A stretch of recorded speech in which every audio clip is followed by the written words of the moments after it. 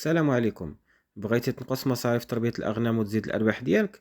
إذا أجي نوريك 8 ديال الأسرار مهمة بزاف وغتعاونك في هذا الموضوع. أول سر: عليك بالسرحة والراعي كل ما لقيتي الفرصة باش تقلل من العلف المستهلك. ثانيا، شري العلف المحلي اللي قريب ليك ولكن حتى تأكد من الجودة ديالو.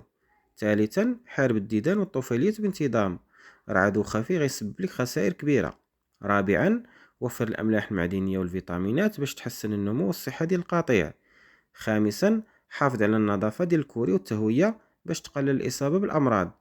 سادسا، خلي البهيمة المزيانة وبيع الناقصة. سابعا، نظم أوقات التلقيح والتزاوج باش توحد الولادات وتسهل عملية تسيير القطيع وتقلل التكاليف. ثامنا، اشتري وخزن العلف والتبن وقت الحصاد باش تستافد من الأسعار المنخفضة. والخلاصة ديال هذا الشيء: النجاح ديال تربية الأغنام ما كيعتمدش فقط على عدد الرؤوس ولكن على حسن التدبير، تقليل المصاريف والمحافظة على صحة القطيع لتحقيق أكبر ربح ممكن.